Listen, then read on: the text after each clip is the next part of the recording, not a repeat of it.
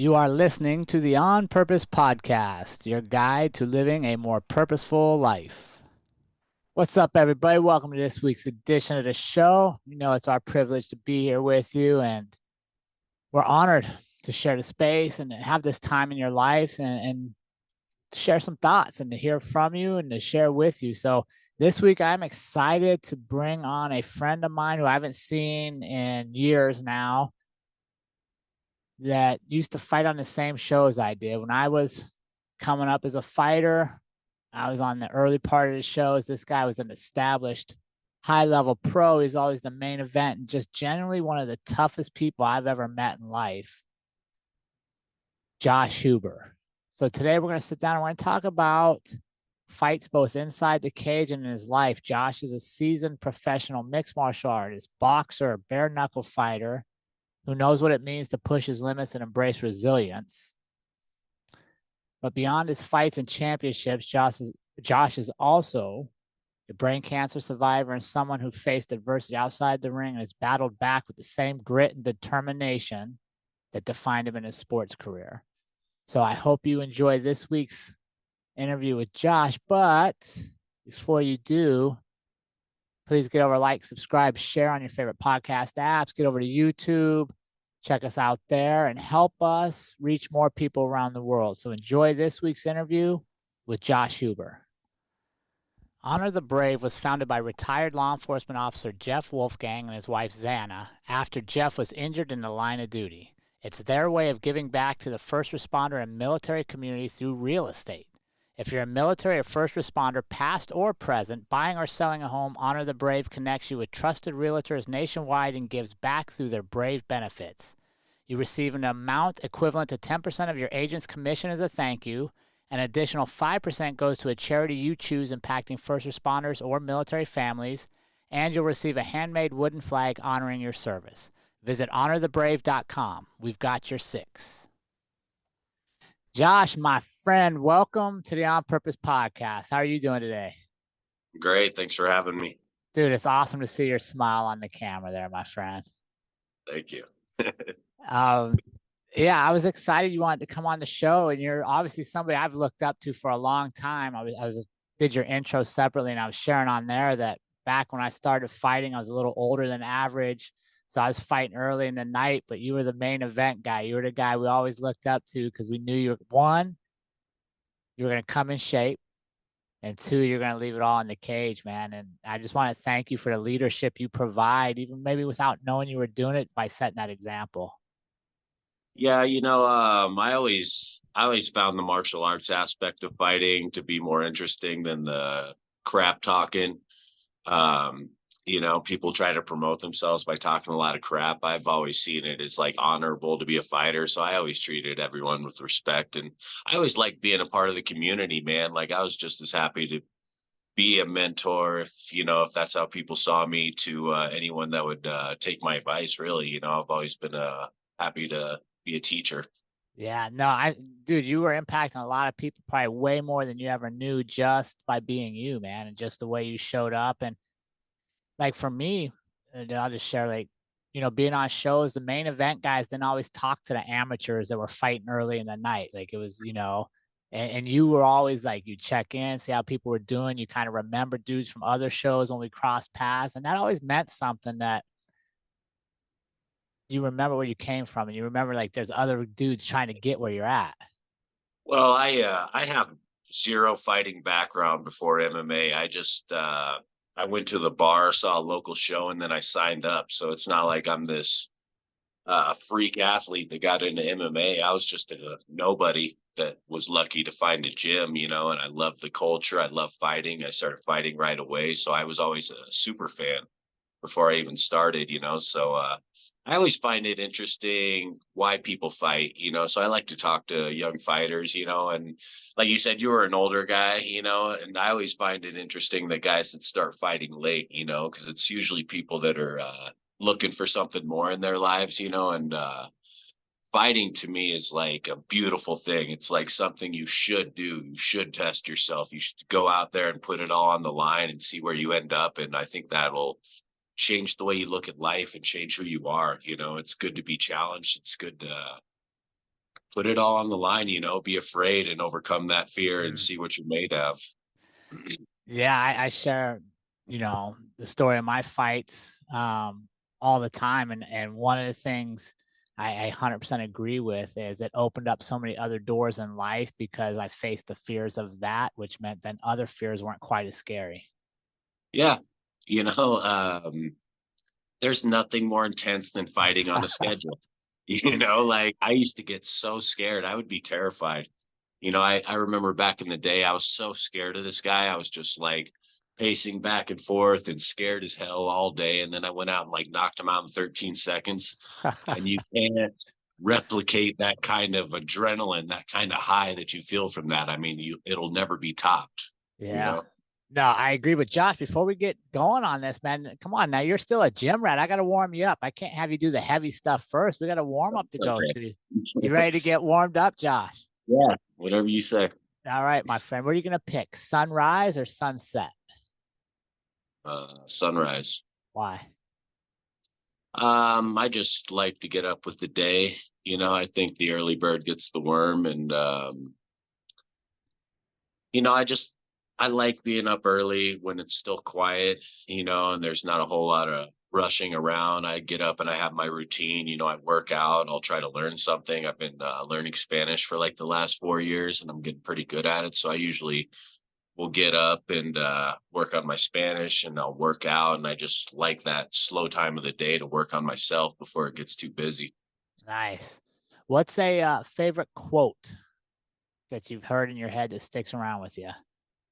The quote's kind of long. I always kind of forget it, but it's by Hunter S. Thompson. The body is not meant to be preserved for the funeral. You should come into your funeral sliding in head first and saying, "What one hell of a rider," whatnot. I don't know the exact quote, but it's just about getting the most out of life. And this is our one chance, and you should really just push hard and get the most out of it. Yeah, that's a good one. What's a song that's stuck in your head or on repeat in your playlist right now?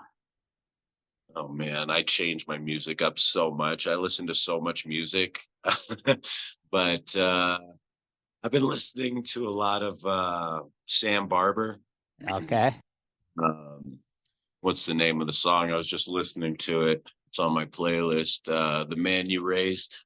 Okay. Country guy, right? Yeah, he's a lot like people compare him to what's his name, Luke Bryan or whatever. Okay.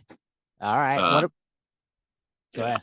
What's a No, I favorite? just change up my music like weekly. Sometimes I listen to dance music. Sometimes I listen to heavy metal. Like what I found through this whole process that I've been going through recently is that music is like therapeutic and Mm, it can change your mood and enhance your mood and just like it's incredible. Music is magical. So I listen to all kinds of different stuff depending on what mood I'm in or what mood I want to be in. yeah, that's a great way to look at it. What's a favorite book of yours, Josh?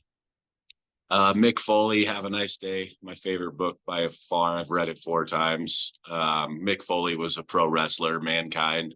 Yeah. He was an everyday man. He just did the most hardcore stuff to finally get himself on the map. And then, like, after years of sacrifice and destroying his body, he finally got the recognition he wanted. And then he wrote that book, which is a bestseller, which he wrote on paper by hand, just over a few weeks or months or whatever. He's just a super interesting guy, and he wrote his own book, and he wouldn't be a guy you would think of as an intellectual, but he's a very positive person. And I give that book to my students to read. Oh, wow. Yeah, I've never come across that one before. You like it though. Yeah, he's written 2 or 3 books now, but this was his first, and it was on the top 10 bestseller. Mick Foley, Have a Nice Day. Huh. It's uh, it's incredible. You should check it out. Yeah. He's the guy that got thrown off the top of the cage by the Undertaker through the Yeah. table. I Everyone's rem- seen it. yeah, I remember Mankind. Yeah, he's a very interesting guy, very interesting story. Huh. All right, Josh, you And get that. Go I'm ahead. sorry, I feel like pro wrestling and MMA kind of reflect each other as far as like the career paths and the kind of damage you take on your body. Yeah. Yeah, for sure.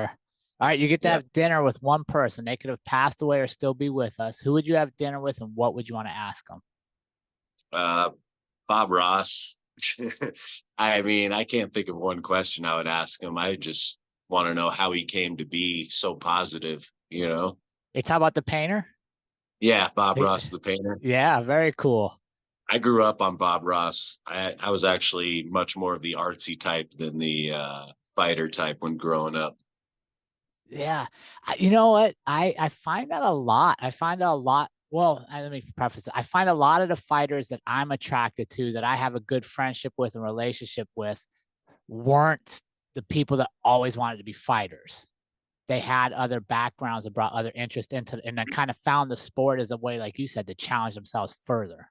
Well, to quote a friend of mine, Zach Hare, I don't know if you know Zach, but he said one of the funniest and most true things I ever heard. He said there's two types of fighters.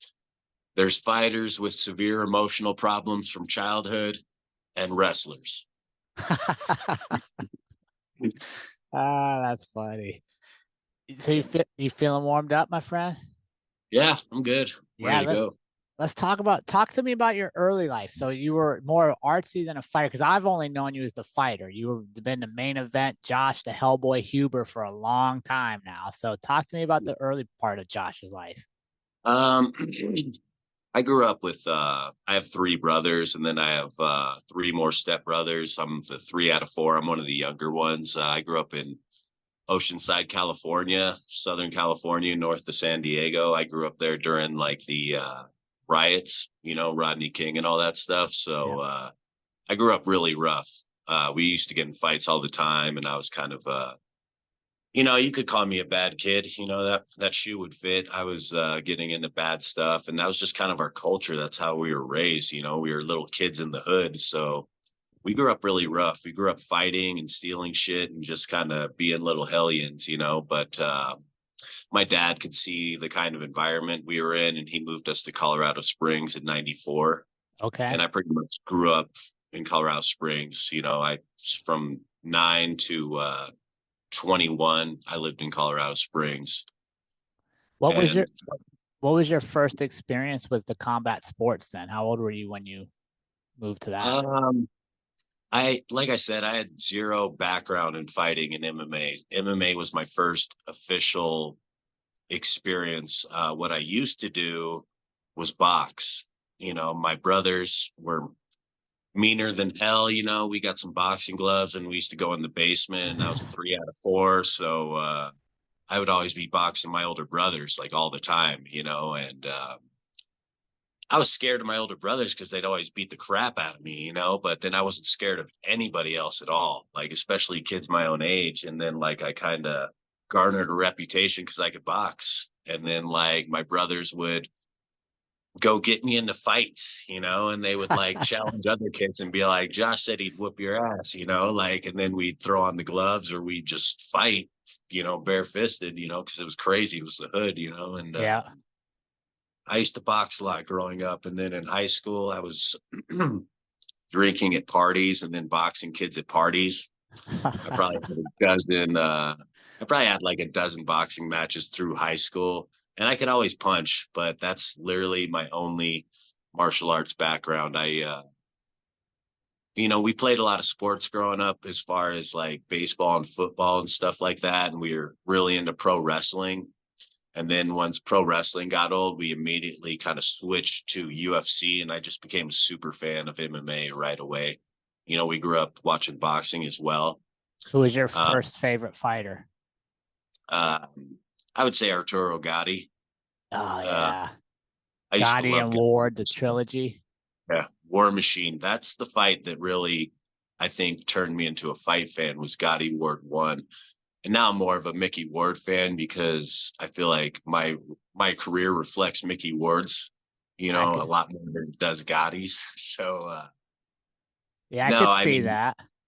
I love the beauty of boxing. What I remember about um, the Gotti Ward fight is I remember Ward's reaction after he won the decision. You know, you could just see it on his face. It was like his big break. He finally won a close decision in a big fight.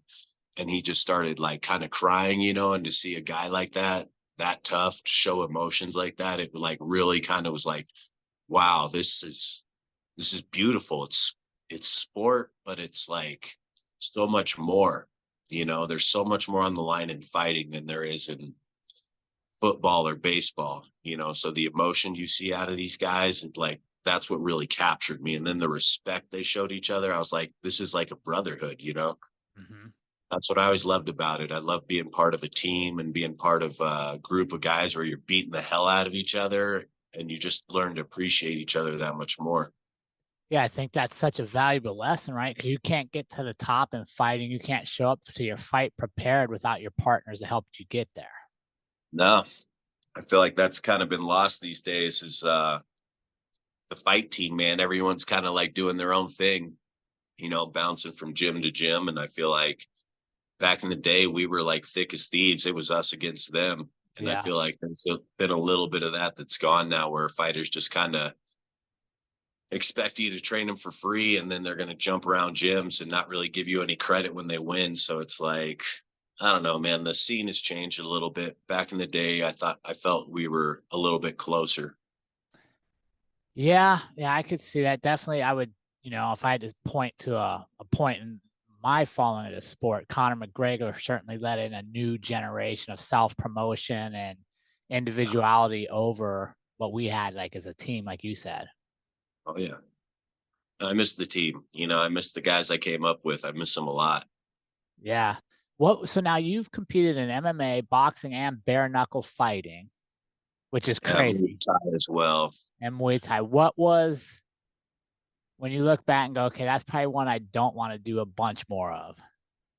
Well, I mean, MMA is the hardest sport in the world by far. There's just so much to it, Yeah. Um, I wish I could have done more bare knuckle boxing, but my hands wouldn't have held up for very long. Like I broke like a little piece of my finger right here when I did my one and only bare knuckle fight. It wasn't a big deal. I could have kept going, but I just honestly over like I don't think I could have more than 10 fights in bare knuckle before my hands would start to disintegrate, especially since I took my first bare knuckle fight at 39 Yeah. What or was 38. yeah, you think that's going to be the lasting kind of memory of bare knuckle fighting? Because fighting kind of trends and we move into one and kind of move out of another one. Bare knuckle, when we look back on it, are we going to see a ton of hand injuries coming out of that? Oh, for sure. I mean,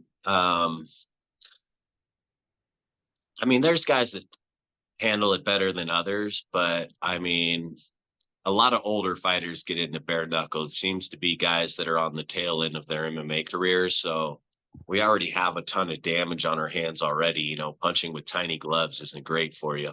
Yeah. So, and most MMA guys don't protect their hands like they should. They don't wrap up all the time. I see so many guys sparring without hand wraps on, and I'm just like, you're not protecting your hands and you're putting less padding between your knuckle and my freaking cheekbones and Yeah. eyebrows where you're going to cut me. I tried to talk to them about it, but they don't want to listen these days. So I think fighters need to take better care of their hands in general, because once you get to my age and you start locking out your fingers for no reason all the time and you can't figure out why, then you'll start realizing it when it's too late. Yeah. What would you say is the biggest thing you learned about yourself during your From fight career? I mean, honestly, fighting was so damn hard, and I was never the smartest guy, but like for me to have a successful career in fighting without, I would say I had a successful career. It's not like I had a super successful No, career, you're but great, dude. I'm pretty happy with it. But to have a successful career in fighting makes you prepared for anything else. Like anything Mhm. else is easy by comparison. Like I said, you're not going to get into like computer science or like super smart stuff, but it gives you like just an iron will. And for me, I can always find a way. That was Yeah. my attitude towards fighting is I'll fight anybody because when the moment arrives, I'll find a way to win. And now I'll take on any challenge, because I feel like no matter what, when the time arises, I'll step up and I'll find a way. Yeah. There's truth in it, man. That's how Yeah. I see it. Yeah. No, I agree that it's truth. Like you said, having that schedule, I think was probably one of the hardest things, I seen it a lot in the gym, is people want to fight, they're training hard, and they're like, oh, I just want to fight. And they're like, hey, guess what? We just booked you a fight and it's going to be on July 6th. And all of a sudden you just see like this, and like they're not as excited about practice. They're not as energetic, right? Because there's that weight of like, okay, now I have to train because on July 6th, I'm going to walk out in front of thousands of people, take my shirt off, and literally get in a fist fight. Yeah. I mean, I think it's all about how you approach it, really. Like some people, yeah, I agree. People want to fight too soon, and then when you get them to fight, they can be a little less enthusiastic than they need to be. But I don't know. The way I train my fighters is I'm always telling them we're training to fight here. We're training to win. We're training to fight. So you need to have the right mentality when you walk in the door. Like when we start doing hard shit, you need to lock it in and embrace that moment. Learn to smile when it sucks, because it's a whole nother mentality. Like when you get out to the cage, you want to have already been through a bunch of tough situations in training camp so that you're prepared for anything. Some guys train soft, they handpick their training partners, they don't want to get beat up enough, and then they go out there and they start losing, and then they fall apart mentally. Yeah. I train the guys that like, hey, this is supposed to suck. We're here to make it suck less for you mentally, so that when the time comes, you're going to be able to call upon this will to overcome whatever you're going through. Because things are going to go bad in a fight. It's pretty much guaranteed. You can never assume that you're going to dominate and everything's going to go your way. You got to assume that things are going to go bad, and you're going to have to make an adjustment. You're going to have to dig deep, and you're going to have to find your true self, be exposed, so to speak. Yeah. And I think that's great advice for life, right? Because life, you're not going to get up today and everything's going to go your way. Everything's going to be perfect. Like you're going to have obstacles to face. How are you going to respond? Oh, yeah. And like we were just saying before, like I think that's what fighting taught me, is that it shows you your true capabilities. It shows you who you are. Will you rise to the challenge, or are you a coward? Yeah. And I've Yeah. seen it, man. I've seen some really tough guys just quit, in the middle of a fight because they're not winning. You could just see them break mentally. I've broken guys mentally. I've broken guys that were talking shit and all up in my face and like really tough before the fight started. And then I start to feel them slow down in the second. And then I'm just breaking them in the third, and I could just feel it. It's like a whole shift mentally, you know? Yeah. And it's another beautiful thing about fighting. It's, the best fighter doesn't always win. Sometimes the guy that's more prepared will win. Yeah, and that's one of the things I liked, is you are in complete control how hard you prepare. Like you said, like doing the right practices, knowing that okay, the days that sucked in practice prepared me for when it sucks in a fight. Like I'm not gonna get caught by something I didn't know about because I trained right. Oh yeah. And it's the Oh yeah. same in life. Preparation is key. Yeah. And it's the same in life. Like I love what you were talking about earlier. You get up early, you're studying Spanish, like you're preparing yourself to go about life a certain way, right? Constantly learning, evolving, challenging yourself, not taking the easy road. And I think that if we all look back, even community members that aren't fighters, we look back at our habits and what we did this morning. Is it moving us forward? Is it preparing us for that next challenge? No, I agree. Like people aren't challenging themselves enough in life. The average everyday person, everyone's talking about the next good show on Netflix or whatever. I could give a shit, like, like, did you see this? Did you see that? It's like, no, I didn't. I'm like out there doing stuff. I'm doing what I love, and yeah, I think if you're not learning, if you're not challenging yourself to learn something new, you're kind of just dying slowly, you Mm, know? yeah. Yeah. Let's talk about the scare you had. What was that, about a year ago now? I had brain surgery last August, so it's been almost 9 months. Almost 9 months. Brain surgery. So for one of the toughest guys I know, Yeah. all of a sudden you're surprised by this.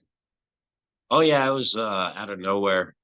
Basically what happened, it's a long story, but I was retired again. I was on my third retirement. And then BKFC came into town and they were doing a tryout. So I'm like, I'll just go to the tryout. So I went to the tryout. I made the roster real quick, like I was with the best fighter down there. And then like the following weekend, it was on a Sunday that I made the BKFC. And then on the Friday, me and my girlfriend decided to celebrate, so we went and had some drinks. We kind of partied and had a long night. Then I woke up the next morning and I had a seizure. Oh, And I don't remember it at all, like the only thing I remember is waking up and the paramedics being in my tiny apartment. There was like 10 people in my tiny apartment. I'm on a stretcher, completely clueless, asking what happened. So I had like a grand mal seizure, like full grand mal seizure. Like I chipped some teeth. I collapsed in the shower. I took out the spout, took out the wall. My girlfriend found uh, me, and you know, I had just made the roster, so I was like, "What the hell?" And I didn't remember it even happening. So I just kind of, like an idiot, I ignored it. Because I was fine for the rest of the day. I was just like, I feel fine. I don't remember this even happening. And then I kept training. And then I kept, basically, I would have a seizure every 60 to 90 days. And yeah, they were scary. Like I said, I don't remember them happening. I would just black out and then I would start seizing and then I would wake up and be groggy and then I would just go about my day. You know, I, wow. I I trained on days that I had seizures, like, and it didn't affect my training at all. So I'm like, I wasn't taking it that serious. What did And you I was think? just, So hold on real quick, we back up. So you're training for a bare knuckle fight, yeah. your debut, and Hmm. you're on the big bare knuckle circuit. This isn't the small one. This is the Yeah. a big show. Yeah. Yeah. And you're having seizures and then you're like just shaking it off and going to practice. I was, like I said, it was my third comeback from my third retirement. I was just so eager to fight. I had got a fight against Andrew Yates, and Andrew Yates was a guy that I had been trying to fight for like 10 years. I knew about him as an amateur. I knew about him as a pro. He had a really good record, but I always knew I could beat him. So he was like 2-0 in BKFC. I had went to his last fight. I watched him fight and I'm watching it and I'm like, I would kick the shit out of this guy. Like, no problem. So like I hit up BKFC. I'm like, I want to fight Yates. I want to fight Yates. I hit him up like 3 or 4 different times and they were just kind of ignoring me. So I showed up to the tryout, made the roster, and I'm like, hey, I'm the guy that keeps asking to fight Yates. So let me fight Yates.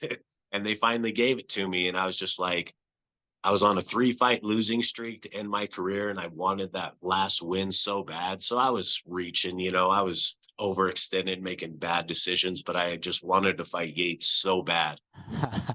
So I kept training through it. I had 4 seizures during my training camp, and then I had 3 more after. And then I finally got an MRI. I got on Medicaid, and I got an MRI, and they found my brain tumor. It was a grade 3 astrocytoma, which is it's just the type of tumor I had is brain cancer. So let me stop real quick, Josh. You actually did the fight I before you fought my found whole career with this thing. I was okay. born with it. Like Ah, all the doctors agree that this was something that I got either at birth or early in life, and it was just been growing in my head, and I never knew about it. The only thing that affected me was that I had migraines all the time. Like even as a little kid, I would always get migraines. My ears would ring really loud, and I would get these just like sensitivity in the eyes from light, and I would get really bad migraines. Like if I like watch too much TV, basically the astrocytoma had a sac, like a fluid sac attached to it, the tumor, and like it would fill up, and then it would put pressure on my brain. So like this little sac would fill up like a balloon and then it would put pressure on my brain and I used to take a lot of Excedrin almost okay. daily, and it would like thin out my blood or whatever it was doing, and it would take care of them. So I had a way of killing the migraines. I just had to take a shitload of medicine, to do it. And this was just normal for me. I'd been doing this my whole life. I didn't know I had a tumor. I just thought I got headaches. Yeah. So the only time it really revealed itself was at age 38 when I started having seizures, and that Okay. was at freaking nowhere. I was just, I'm like celebrating because I finally got like the fight I've been looking for years. And like, then boom, seizure. And then like, nobody could talk me out of taking the fight. I didn't really tell anybody. My girlfriend was the only one that knew I was having them. Um, so she couldn't talk me out of it. And I just went through it, and I'm glad I did, honestly, because it wouldn't have changed anything, and I feel so lucky and blessed that I finally got to fight Yates because I knew I'd beat him, and I did. It was one of my best performances ever. I knocked him down 5 times. He's a tough, one of the toughest guys I ever fought. He kept coming, he kept trying to win, but no, I mean, that was one of my best performances, and I had so many people come up to me after that fight and be like, "You're going to be a star in this sport. You're going to be the next big thing." And that's pretty much what I was getting ready for. But then, obviously, as soon as I found out I had a tumor, they got me in for surgery, and that ended my career immediately. Yeah. And Let's go back uh, for a second, Josh. So you're going into that fight. How did you get your mind to focus on what was possible of winning the fight and performing well and not being worried about the seizures? well, I wasn't worried about them at all. Like I The only thing I remember about the seizures is waking up from them and being like a little Okay. groggy. Like I did chip some teeth. I broke some teeth that I had to have pulled, and I did gash my head once. But no, I wasn't worried about it. I didn't tell anybody. My corner didn't know about it. I told my corner guy an hour before the fight. I'm like, look, man, like I have been having seizures, like this could happen, I'm just giving you a fair warning. Dude, that's But not a no, fair warning an hour before the show. I wasn't worried about it. And like I said, I wasn't going to let anybody stop me. I was just so determined to fight Yates because I knew I could beat him. I knew it for years. Like he leads with his chin up, and I'm just like, I know how to beat this guy. I hit hard as hell. It's only a matter of time before I knock him out. And I nailed that one because that's exactly what happened. How'd you celebrate? So you finally get this win. You haven't been to the doctor yet. What'd you do after the fight? Not much, really. I mean, I can't, I don't even remember that much. I think I just went home and had a beer with my girlfriend. No, like, man, I got this guy. Like, I did what I Well, wanted to do.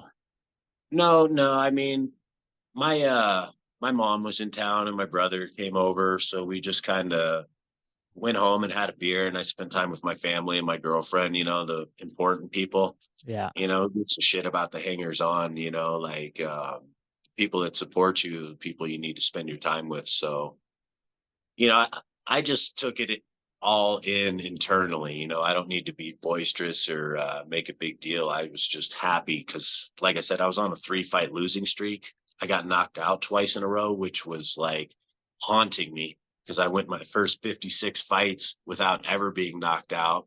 And Yeah. then I got knocked out in my last 2 MMA fights. Like they were TKOs. It's not like they knocked me cold or anything. But yeah, that was haunting me, man. Like that was really just like one of those things that like kept me up at night. Like Mm. that I was on a losing streak, and I had kind of quit on myself in my last fight, and I lost against a guy that I should have beat. So like I think it worked out like almost what's the word? Like it was poetic how it worked out. I got to go out on a win, and honestly, I feel blessed that I was forced to retire because I never would have retired. I would have Mm. kept fighting. I'd be fighting today. I always said, even as a 20-year-old, I was like, they're going to have to drag my ass away. And like, that's pretty much what happened. Yeah. And I went out on a great performance. I have a really cool story because of it and this whole cancer diagnosis. It's made me feel lucky to be alive. I appreciate my life now. I appreciate myself. I hated myself before that fight because I felt like a loser. I Mm. didn't get to the UFC. I didn't go out on a streak. I didn't do this. I didn't do that. And I like resented myself so much. And then like once I found out like, hey, you've been fighting your whole career with a brain tumor, like you're lucky to have had a career at all. Like it changed my perspective and it gave me a lot more self-love and self-respect. So to me, I see it as a blessing. And I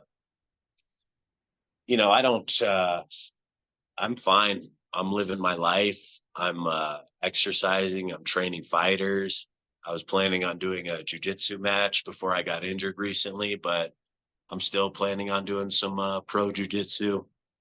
So Um, Go ahead. yeah, let's go back a little bit. So you get that diagnosis and that was, if I remember right, seeing your social media, that was kind of a quick, like they were rushing you into surgery pretty fast. Yeah. I Well, it was the seizures, like the fact that I was having them and they were getting more frequent, um, just kind of messed things up for me. Yeah. And Uh, what the doctors tell you? Like, cause I know you're tough and you got a good stubborn streak in you. So what did the doctors tell you about like recovery and how long things were going to be?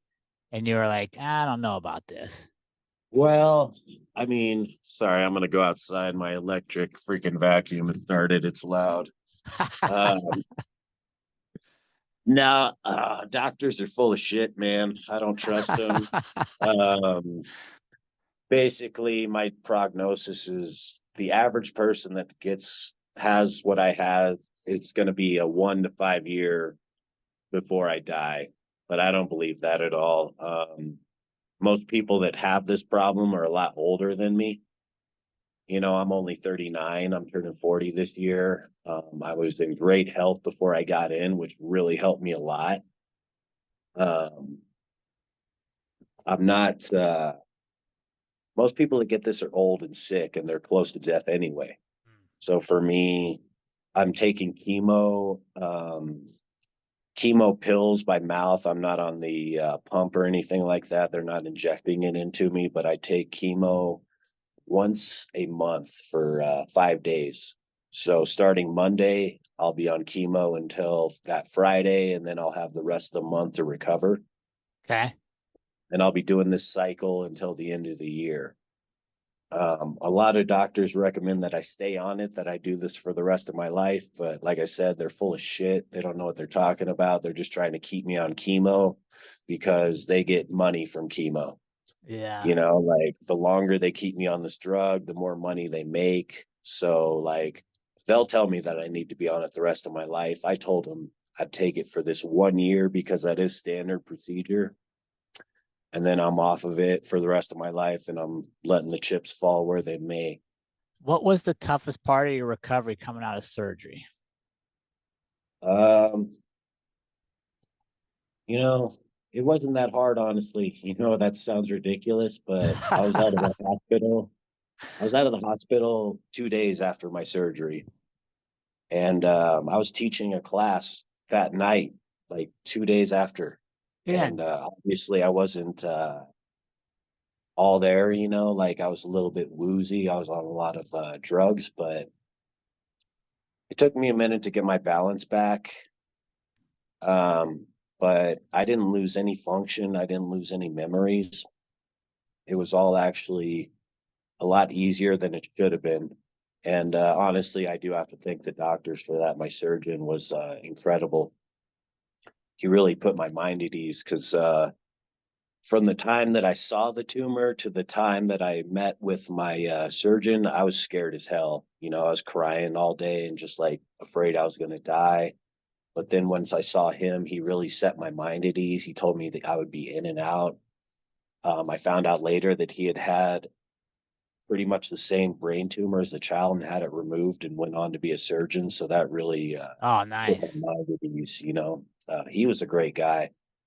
But then like afterwards, I'm dealing with oncologists that want to keep me on all these medications and all these drugs that are supposedly going to keep me alive longer. But your quality of life kind of goes down after that, like I wouldn't be able to do the things I want to do. Yeah. So for me, go Dude, ahead. I'll never forget. Like I saw you posting that you were heading in for surgery and stuff, and you're a pretty private guy on social media. So I knew if you were posting it, like, okay, this is fucking real. Like this is Josh. He needs some support. And then yeah, dude, I'm watching to see how the surgery goes. The next thing I know, you got a bandage on your head teaching kickboxing. Yeah. I mean, that's just how I am. I don't, Yeah. I'd rather be at work than stay at home. People think rest is like the answer for everything. I'd rather stay busy. I'd Mm-hmm. rather do what I love. I love being at the gym. I love being around my guys. So I just continue to do what I love. I don't see this as a handicap. No, for sure not, dude. There's no doubt you're gonna persevere, man. It's just who you are. It's what you've been doing for so long. Like your body's conditioned to overcome things. Oh, yeah. Yeah, exactly. I am conditioned. And I think that's what people kind of forget, It's chilly out here, too damn cold. Um, but no, I'm conditioned to be a fighter. I'm conditioned to push through and be tough, and I honestly feel like my training has carried me through. Ugh. Yeah, right. And that's the thing. Like you're training for sport, you're training for an event, but you're actually really training for life. Because how you approach that's how you're gonna approach life. Oh yeah. Not, I mean, a lot of the doctors and nurses were very complimentary about my mentality towards it, and just how I didn't let it ever get me down. Like I said, I see it as a blessing, I mean, it sucks, obviously, but it's all how you approach it. It could be a lot worse. If they would have found this thing when I was like 7 or 8 years old, I would have been like a charity case my whole life. I don't want people to feel sorry for me. I want people to see me as an inspiration. Like, hey, this guy's going through some tough stuff, but he's not letting it get him down. It's not letting him handicap him. I refuse to be a victim. Mm. Yeah, I think that what you said there is super important. Like if you had this surgery as a kid, you'd have been conditioned to believe what people told you because you wouldn't have had your life experience that you have now to say, wait a second, I don't have to believe this. I'm going to create my own story. No, I mean, I'm not a huge fan of Goggins, but he like found out he had a hole in his heart, Yeah. like after he had done all this stuff. And then like one thing he said that really stuck out to me is like he used to be down on himself because he could have done better at this, he could have done better at that. But then he's like, hey man, I did all this stuff with a hole in my heart that most people wouldn't even been there to begin with, it's all about perspective, and this has changed my perspective and it's given me more appreciation of myself and of life in general. When did you recognize that? Pretty much immediately, man. I mean, when I woke up from surgery, like I wasn't afraid, that I mean, I was a little bit afraid, but you never know if you're going to wake up. Yeah. The day of my surgery, they called me in too early. I was getting a tattoo that day. And my little was my brain right here. Okay. Uh, I don't know if it's but I was getting a tattoo that day, a brain surgery tattoo, because I had hours before my surgery. They called me during my tattoo and they're like, "Hey, you're supposed to be here." And I'm like, "No, I'm supposed to be here like there in an hour." So they called me in an hour early, and then they had some kind of accident, and then I ended up waiting there for like 6 hours before my surgery. Oh, Like I'm just sitting there with my little brother and my girlfriend, and we're just kind of tensely sitting around for 6 freaking hours and just thinking about life. And it's like, you don't know if you're going to wake up. And then once I yeah. woke up, and then my girlfriend was there to take care of me. My girlfriend, Laura, has been a rock for me. Yeah. She's also improved my life tremendously because she really cares about me, and she took care of me. We had the conversation before surgery and after surgery. I told her, like, look, you don't have to do this. You can walk away. I'll get through this on my own. and she chose to stick around. Yeah. Both times I gave her an out and she didn't want it. So it's like that really just our bond is so strong now, and I trust her with my life because she pretty much saved my life. Yeah. Dude, was that 6 hours waiting for surgery? Was that worse than like sitting in the locker room waiting to be the main event when you got all those fights before you? Comparable? Yeah, it was just tense, man. I Jeez, man, I think I got my FedEx guy here. I'm really sorry. Oh, you're good. How you doing? Oh, thank you. Sorry, actually, this is my chemo medication that just got delivered, Yeah, which no, I that's start important. on Monday. Yeah, I have to sign for it, and I have to be here when they deliver it. They're supposed to come later. I'm sorry to be disrupted. It's all good. It's all part of the show, my friend. Um, Now, what were you asking? I'm sitting there waiting for that surgery for 6 hours. Was that comparable to being in the back in the locker room waiting for your fight? No, I wouldn't say so. I would say it was different. It was a lot more grim. I You used to were. be uh I used to be terrified before fights, like just terrified. Like everyone always talked about how calm I looked, but I didn't feel calm. I was always afraid I was gonna embarrass myself and lose. I was so afraid of losing. And that was my problem is I was more afraid of losing than I was jazzed about winning. I should have focused on winning, but I Right. was just too afraid of losing. But before my surgery, it was you're just very nostalgic. You're thinking about the good times and your regrets and all that stuff, and I wasn't afraid. I wasn't I honestly had made peace with the fact that if I die young, that I would have died with a legacy. Like, hey, this guy fought his whole career with brain cancer. He just won a bare knuckle fight freaking 3 months before he died. And I think that would have been cool. That would have been a cool story. Yeah. So I had kind of come to peace with that. But No, it was just very melancholy and very boring. I didn't want to be on my phone, and I was just sitting in a quiet room with my brother and my girlfriend, and they were scared, and I was trying to be brave for them. Yeah. So it was more, I would say, just not fun at all. I mean, even fighting, you're scared, but you know that there's glory on the other end if you do everything right. So Right. there's more of a scared excitement, I would say.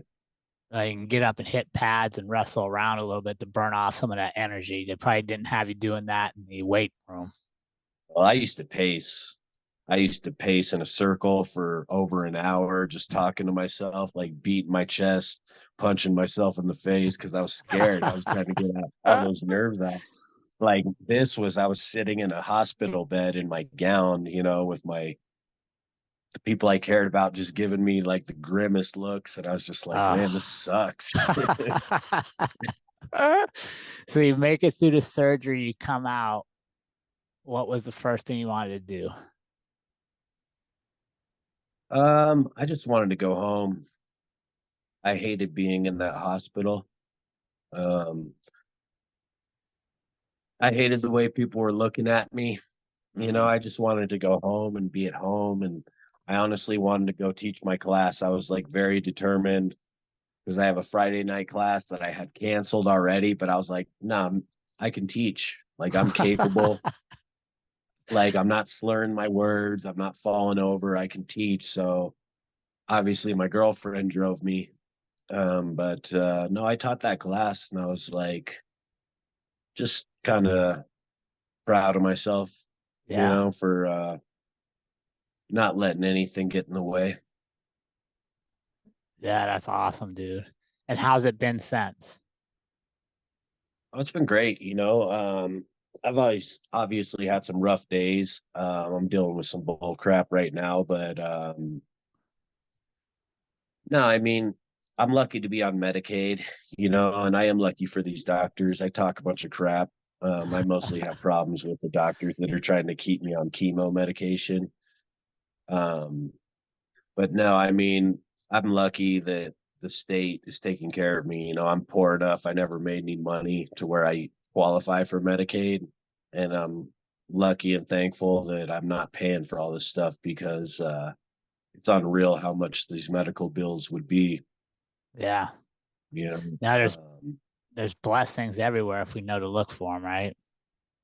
oh yeah, oh yeah. I mean, I have a lot to be thankful for, and that's what I try to focus on. There's definitely days where I wake up very emotional and kind of depressed, like the medication I take for seizures. It makes me emotional, so I take it right before bed, and I would take it in the morning. And sometimes in the morning, I can just be very emotional. I'll just like start crying for no reason, or I'll just get a bad thought in my head and dwell on it for too long. So I just try to focus on the good, try to be grateful. Uh, well, we're proud of you, dude. We're proud of your fight and we're proud to call you a friend. And I want to make sure you know in any of those moments, we're here for you. I appreciate it. Thank you for having me on. Yeah, Josh, it's been an honor to share your story. Where can our community connect with you to follow along with all the things that's Josh Huber? I mean, I'm pretty much on Instagram or Facebook. Josh Huber, Josh HB Huber would be my Instagram. I have a YouTube page, but I don't really use it. It's Hellboy Huber. You can find me under Hellboy Huber, Josh Huber, just on social media. Right now I'm trying to build my fight team. I'm trying to get into the next phase of my life, which is coaching. So I got a couple of real good up and coming fighters. One of my fighters just won last Friday. I got another one, Natalie Klein, who's fighting Bang Ludwig's wife on Saturday. So that's a big fight. Oh, That's going to be yeah. a big fight for the program, if she can knock off a big name. But I have a very tiny fight team, very small, but they're very skilled. I'm training them up and they're going to be superstars. I'm very excited to see what happens. And for our community members in the Denver area, where's your gym at if they want to stop by and see if it may be a good fit for them? I'm at the Compound Centennial. It's right there on I-25 in Arapahoe. They have a very strong jiu-jitsu program. I've come in and take over the general manager position, and I'm the head coach of the kickboxing and fight team. Like I said, we're real small. I'm not focusing so much on building a giant team. I'm just focusing on the students I have, and making them into good fighters. And I feel like their success will build more success for the gym. Winning takes care of everything. So I'm That's going to the build up truth. some winners and just see where it goes. My friend, Yeah. you keep winning in life. We'll keep cheering you on, and it's been a pleasure to share your story, Josh. Thank you. Thanks for having me. And remember, team, life is far too short to live any other way than on purpose. We will see you all again next week.